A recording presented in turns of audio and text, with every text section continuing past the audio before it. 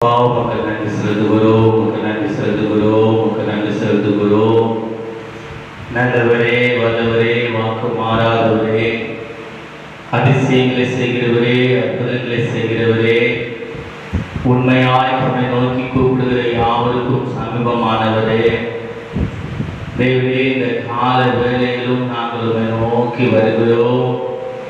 கடந்த 7 மாதங்களையும் எங்கள் கண்ணின் மணி போல பாதுகாத்து வழிநடத்தின தேவன், இந்த 8வது மாதத்தையும் உடைய கருத்து நாங்கள் ஒப்பு கொடுக்கிறோம். இந்த நாளை கத்தனை காசுக்கு தருவீராக. ஆண்டவரே, இந்த மாதம் முழுவதும் மாத்திரம் அல்ல, ஆயுள் நாள் முழுவதும் எங்களுக்கு நல்லவராய், வல்லவராய், போதுமானவராய், சகலத்தையும் எங்களுடைய வாழ்க்கையிலே ஆண்டவரே காரியங்களை நடப்பிக்கிறவராய் எங்களோடு கூட இருப்பீராக.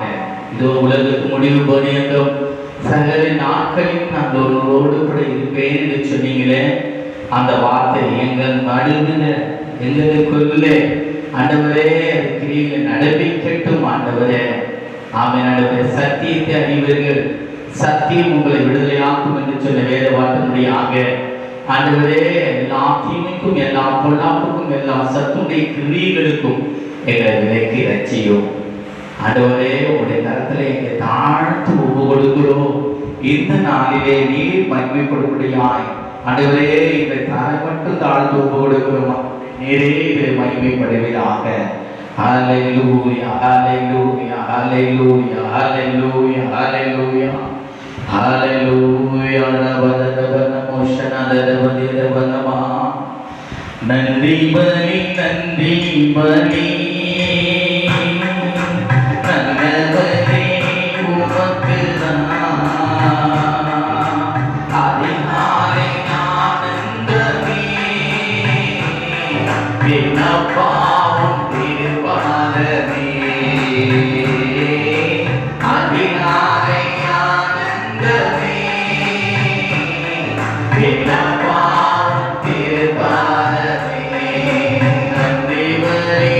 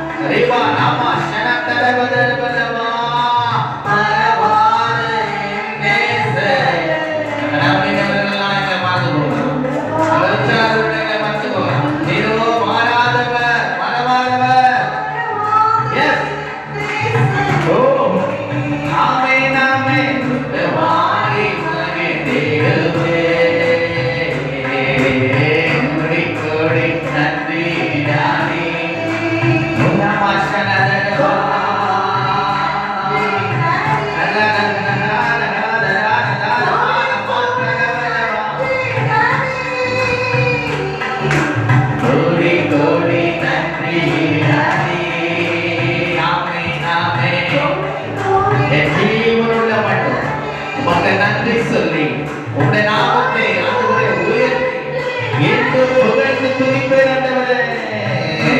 நன்றி நன்றி. எஸ் எஸ் சரி உமக்கு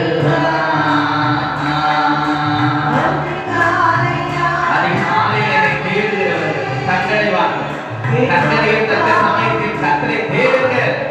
ஓ ஆமே ஆமே ஆனந்தமே நப்பாவும் திருப்பாதமே வேதனை துன்பமெல்லாம் ஒரு நாளும் பிரிக்காதையா. வேதனை உபத்திரம் உண்டு, பாடுகள் உண்டு, துன்பம் உண்டு, எல்லாவற்றிலும் இருந்து என்னை தப்புவிக்க வல்லவரை நான் நம்பியிருக்கிறேன், விசுவாசிக்கிறேன். துன்பமெல்லாம் எல்லா தீமைக்கும் என்னை விலக்கி ரட்சிக்கிறார், என்னோடு கூட இருக்கிறார். வாதம் கூடாது, அணுகாது, கொண்டாடுவது நேர்காது. வேதனை துன்பமெல்லாம் ஆமென். உன் கண்ணீர் கண்பாய் மாறும், உன் வியாதியிலிருந்து விலக்குவேன். நாடனே பூமியிலே நான் நாள்தோறும் வாழ்வேனையா. இயேசு உங்க செட்டைகளுக்கு ஆரோக்கியம். எஸ் எஸ் நாள்தோறும் வாழ்வேனையா. கோடி கோடி நன்றி நன்றி ரமண ரமணவா. கோடி கோடி நன்றி நன்றி ரமண ரமணவா. கோடி கோடி நன்றி நன்றி கோடி கோடி நன்றி. எஸ் இதுவரைக்கும் பாதுகாக்க இனிமேல பாதுகாக்க வல்லவராய் இருக்கிறேன். எஸ் ஹalleluya.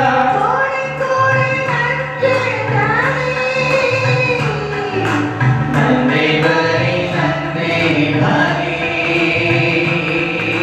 நல்லவரே உமக்கு அதிகாலை ஆனந்தமே நப்பாவும் திருப்பாதமே.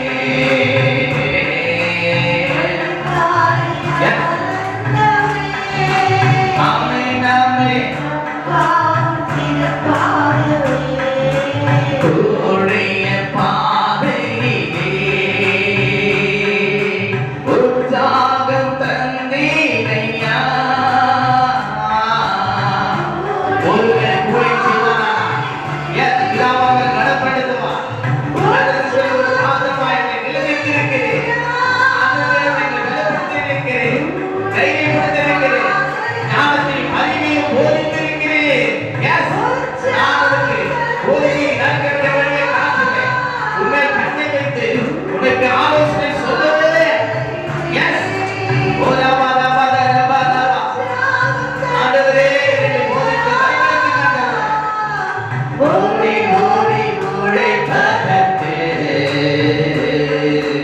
கூட சுகம் தந்தீரையா.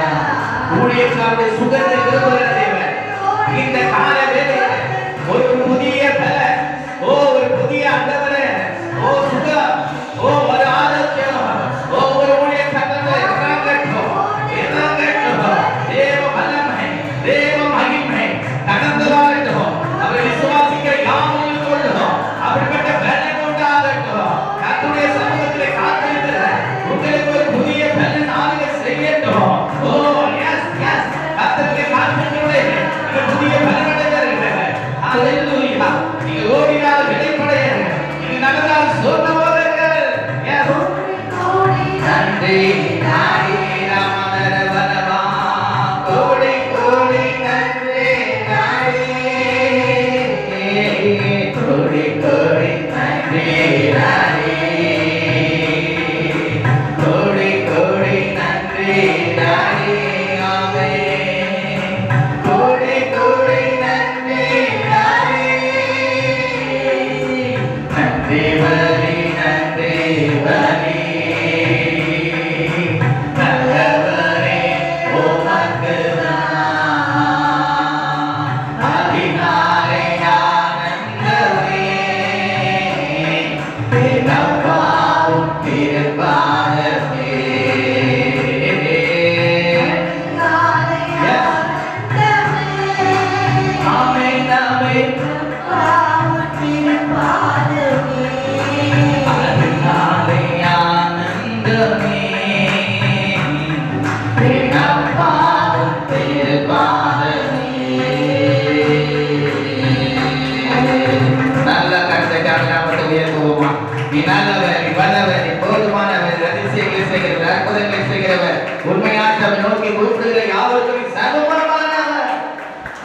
கால வேலையோட தெய்வீக பிரசன்ன மகிமை ஒவ்வொருவரும் பாதுகாத்து கொள்ளட்டும், எல்லா வழி நடத்தட்டும். இப்பொழுதும் எங்களோடு கூட பேசும்.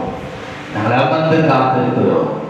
கர்த்தர் நீ நல்லவர், நீ வல்லவர், நல்ல ஆண்டவரே, காரியங்களுக்கு எடுத்து நிறுத்துகிறவர் ஆண்டவரே, இன்ன வழியில் நடக்க வேண்டும் என்று எங்களுக்கு போதிக்கிறவர் ஆண்டவரே, இறைவன் பிரதான ஆசாரியராய் இருக்கிறீர் ஆண்டவரே, ஆண்டவரே நல்ல மேய்ப்பராய் இருக்கிறீர் ஆண்டவரே, எங்களுக்கு எல்லாத்துக்கும் எல்லாமாய் இருக்கிறீர் ஆண்டவரே. இந்த நாளை எங்களுக்கு ஆசீர்வதித்தாங்க. உங்களுடைய வார்த்தைகளை கொண்டு ஆண்டவரே எங்களை திடப்படுத்துங்க, தைரியப்படுத்துங்க. நாங்கள் உமக்காக வைராக்கியமா ஜீவிக்க இந்த பூமியிலே எல்லா அழிவுக்கும் மோசங்களுக்கும் விலக்கி ஆண்டவரே ரட்சிக்கப்பட எங்களுக்கு உதவி செய்யலாம். பேசும், நாங்கள் கேட்கிறோம். ஏசு கிறிஸ்துவின் நாமத்தில் எடுக்கிறோம் நல்ல பிதாவே. ஆமென், ஆமென், ஆமென். ஹல்லேலூயா, ஹல்லேலூயா. நாம் எடுத்து வாசிக்கலாம். எபிரேயர் 10ஆம் அதிகாரம் 38ஆம் வசனத்தின் முதல் பகுதியை நாம் வாசிப்போமானால் 307ஆம் பக்கம், புதிய ஏற்பாட்டில் 307ஆம் பக்கம், எபிரேயர் 10:38, அது முதல் பாகம்.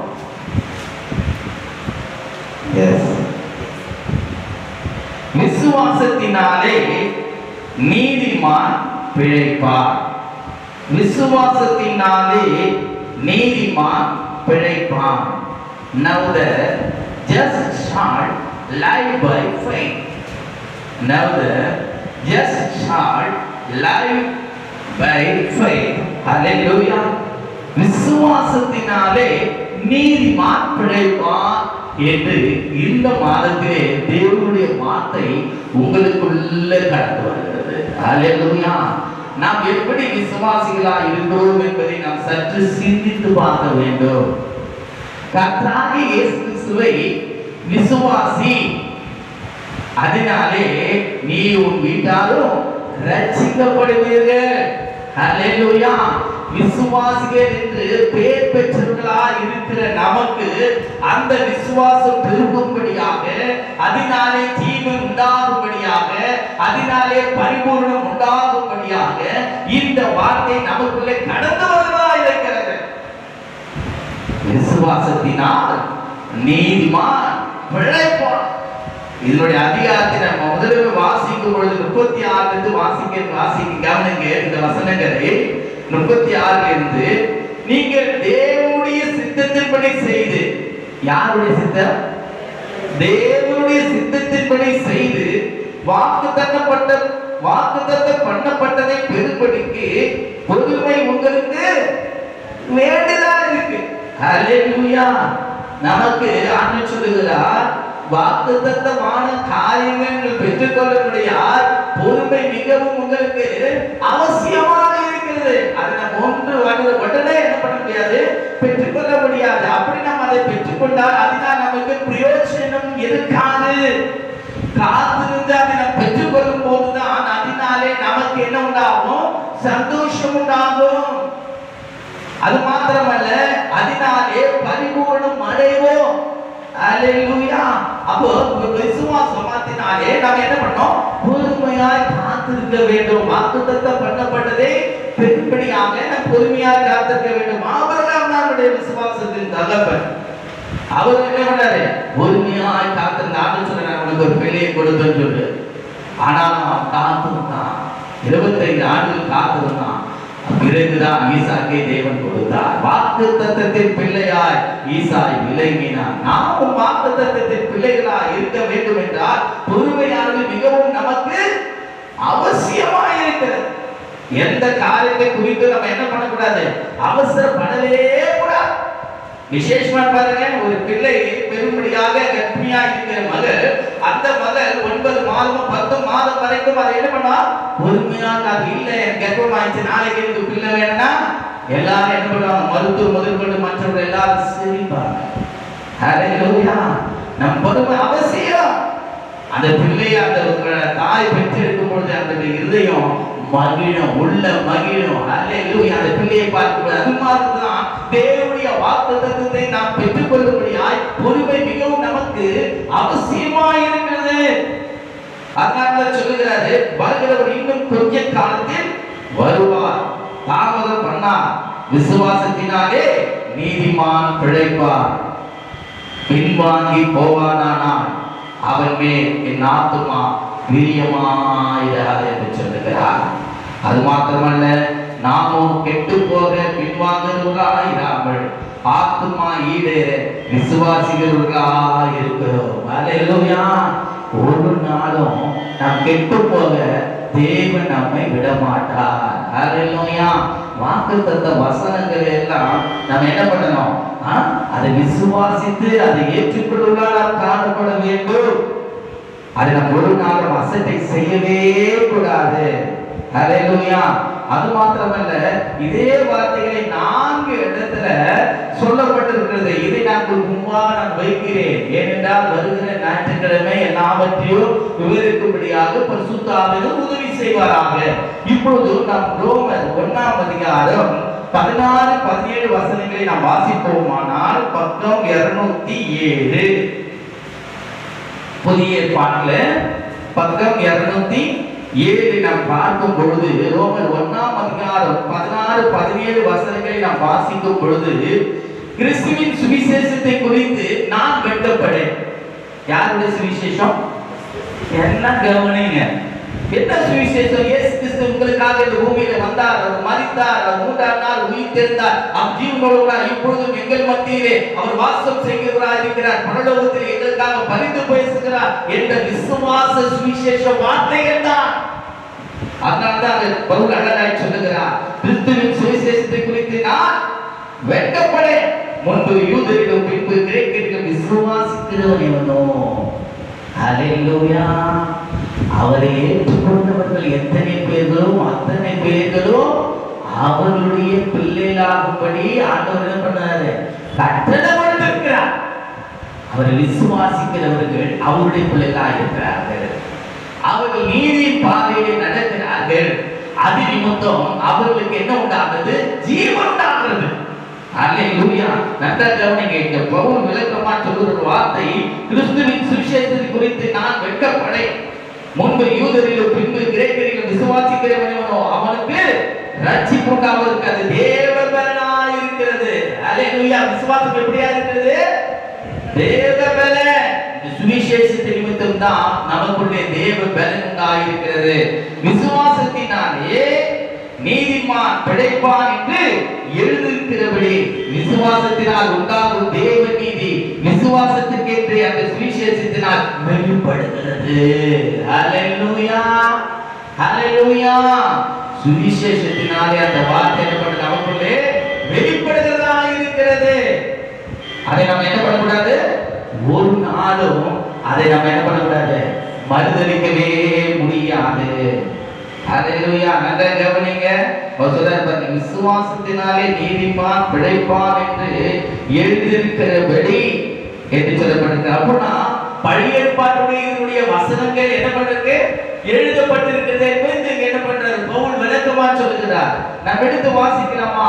1084ஆம் பக்கம் பழைய ஏற்பாட்டிலே ஆகாய் 2ஆம் அதிகாரம் 4ஆம் வசனத்திலே நாம் வாசிக்கும் பொழுது 1084ஆம் பக்கத்தை நாம் திருப்பிக் கொள்ளலாம்.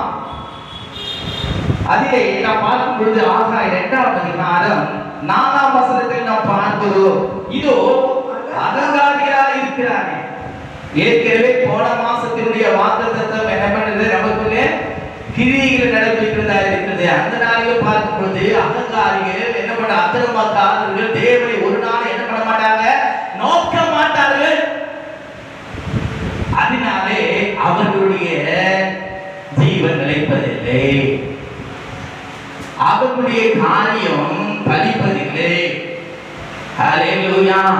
அவர்களுடைய விதைப்பினுடைய பலனை அவர்கள் அனுபவிப்பதில்லை என்று நாம் கடந்த மாதத்திலே நாம் அதை பார்த்தோம். ஆனாலும் என்று சொல்லப்பட்ட வார்த்தை, என் நாமத்துக்கு பயந்திருக்கிறவர்கள் மேலே நீதியின் சூரியன் உதிக்கும், அதன் செட்டைகளின் மேல் செட்டிலுக்கு ஆரோக்கியம் இருக்கு, நீங்களே வெளியே சென்று பொழுது கண்டுகளை போல வளருங்க. அதே வார்த்தை தான் இங்கு எச்சரிப்பா திரும்பவும் நமக்கு கொடுக்கப்பட்டிருக்கிறது. இதோ அகங்காரியா இருக்கிறானே, அவனுடைய ஆத்துமா அவனுக்குள் செம்மையானதல்ல, தன் விசுவாசத்தினாலே நீதிமான் பிழைப்பார்.